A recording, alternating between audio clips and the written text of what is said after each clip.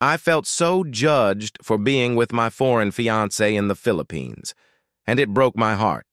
I've been carrying this heavy feeling for a while now, and it's been weighing me down more than I expected. I'm engaged to a foreigner, and no, I don't like the term AFAM. It reduces people to a stereotype, and I refuse to let my relationship be labeled like that. We've been together for 10 years now, long before the whole first meeting TikTok trend with that cringy background music became a thing. We didn't meet on a dating site. I wasn't looking for a foreigner or anyone, to be honest.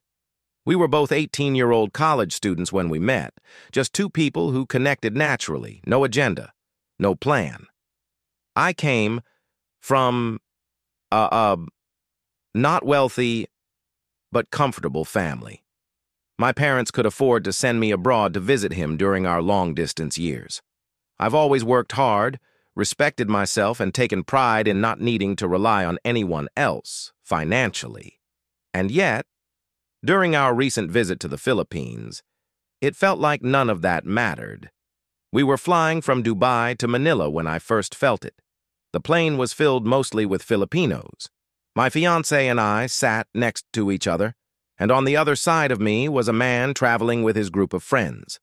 I noticed the stares and whispers, but I tried to ignore them. When we were both away from our seats for a moment, I returned to find that same group gossiping and throwing looks in our direction. That was the first time I truly felt seen, and not in a good way. I felt so judged for being with my foreign fiancé in the Philippines, and it broke my heart. Part 2. In his country, we're just another couple. Interracial relationships are normal there.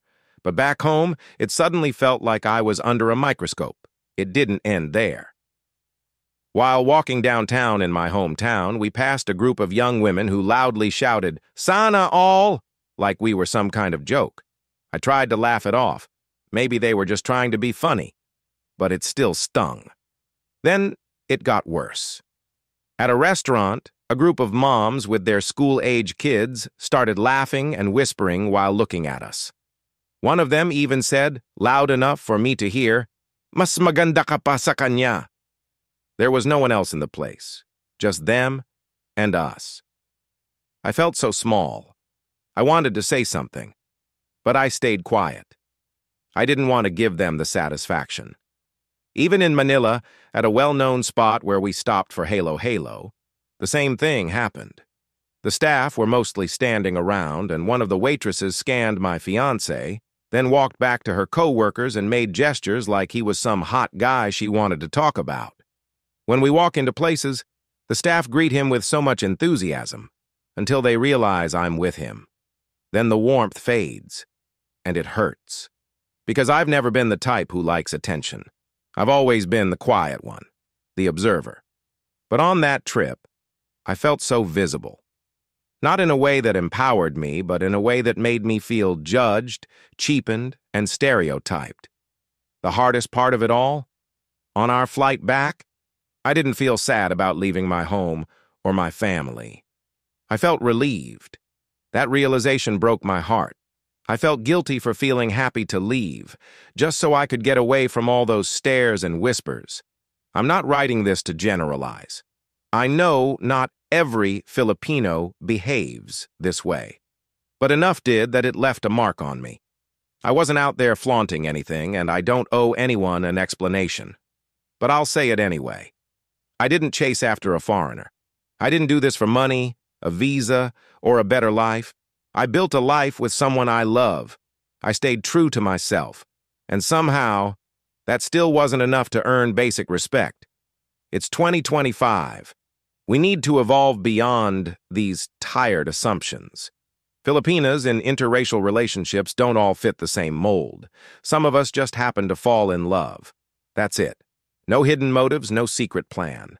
I still love the Philippines. I always will. But this experience changed something in me. Now, when I think of going home, part of me hesitates. Not because of the place, but because of how people made me feel for simply being in love. Please, if you read this, I hope it makes you pause and reflect. Kindness costs nothing. but the absence of it can leave scars you never see. Nakakaawa kapag tanda mo. Kahapon, magkausap kami ng nanay ko at auntie ko. Napunta yung topic sa pinsan na kinasal 2 taon na ang nakakaraan. Sabi ni nanay, buntis na pala pinsan mo. Naunahan ka pa. Referring to me. Saying na unahan pa ako ng pinsan ko magbuntis. Mas bata yung pinsan ko ng around 4 na taon sa akin. Sumausaw si ante sabay sabing, bilis-bilisan mo, tumatanda ka na. Our conversation went like this. Sabi ko, hindi naman kompetisyon kung sino mauna mag-anak. At para alam nyo na, hindi ako mag-aanak. Wala akong plans. Sabi ng nanay ko, mag-anak ka kahit isa, mahirap ang walang anak. Tinugunan ni auntie, oo nga.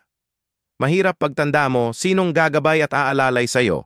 Sinabihan ko sila, kaya ba kayo nag-anak? Para may aalaga sa'yo pagtanda nyo? Hindi sila nakasagot pareho. Then nanay said, paano pag matanda ka na, nagkasakit ka? Anong gagawin mo? Sinong tutulong sa'yo? Sinabihan ko naman na, kaya nga ako nagtrabaho na ngayon para mapaghandaan ko. Pag nagkasakit ako pagka-retire ko, makakabayad ako ng caregiver ko. I thought tapos na after this, kasi natahimik na kami. Pero after some time, nagsimula na naman si nanay. Iba pa rin ang may anak? Nakakaawa kapag tanda mo?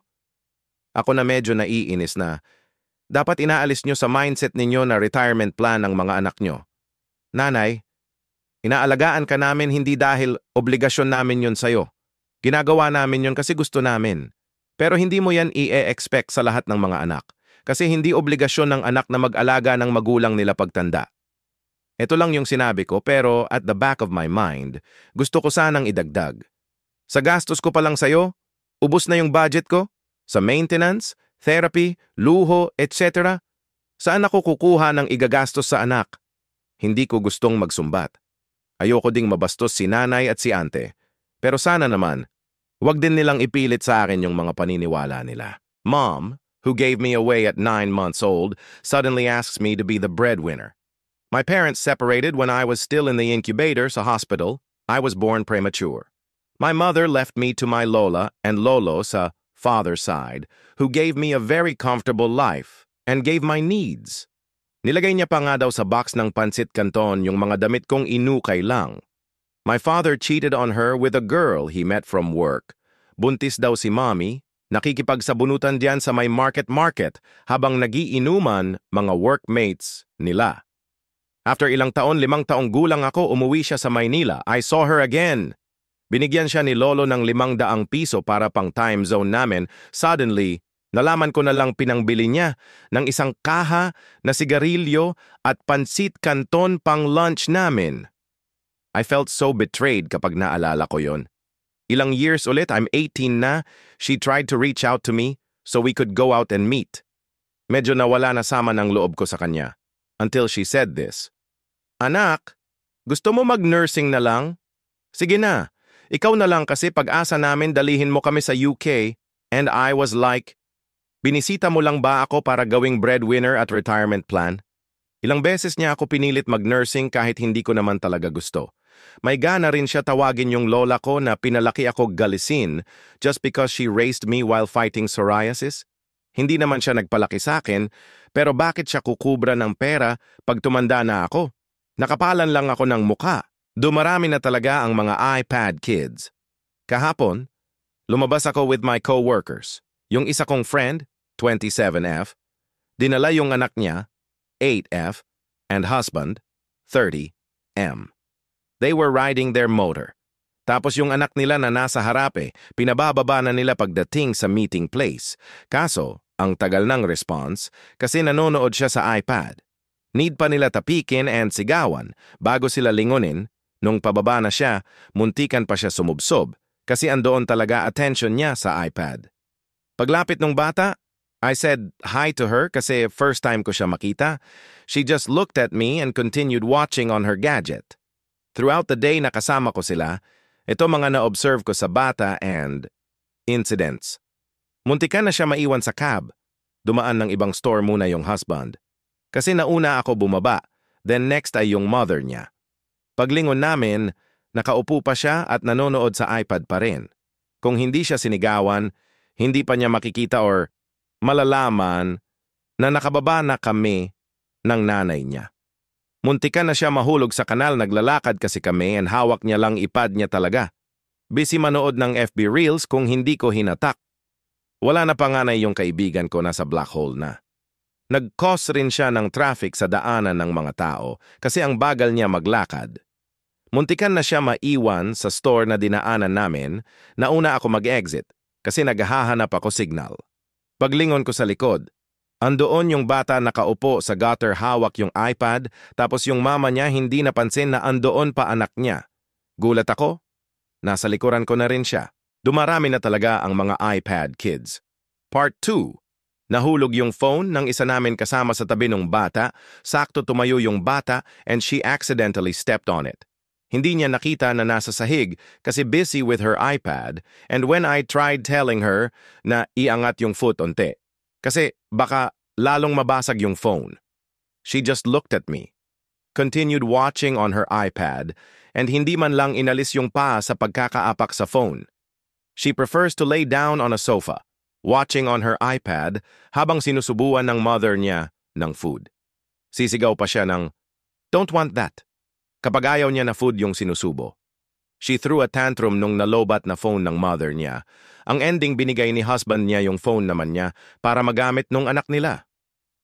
Nung sumaglit kami sa house ng isa namin kasama, tumambay kami sa front yard nila.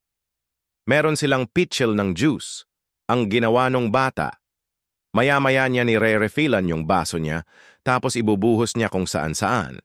Her parents saw what she's doing, hindi nila sinita, kasi busy magkwentuhan. And when the owner of the house approached the kid, told her to stop, kasi mali ginagawa niya. She just threw her cup, got back sa chair niya, and iPad ulit. I asked my friend, properly, hindi ba siya nagsasalita? Kasi the whole time nakasama namin yung kid, panay unggol lang ginagawa. Kapag tatawagin niya parents niya, talagang tinatapik niya aggressively. Kasi, no offense, at this point I'm trying to be considerate kasi baka nasa spectrum yung bata. But my friend told me, hindi, nagsasalita yan. Ganyan lang talaga yan kasi mga napapanood niya sa FB, hahaha. Medyo shocked ako sa reaction niya. Talagang kinain na ng gadget internet yung anak nila and they're not bothered by it. Ayun lang naman. Sana kung papagamitin yung mga anak nyo ng gadgets, make sure na kayo pa rin ang may control. I kind of feel bad kasi mas napapasunod pa sila nung bata, huhu.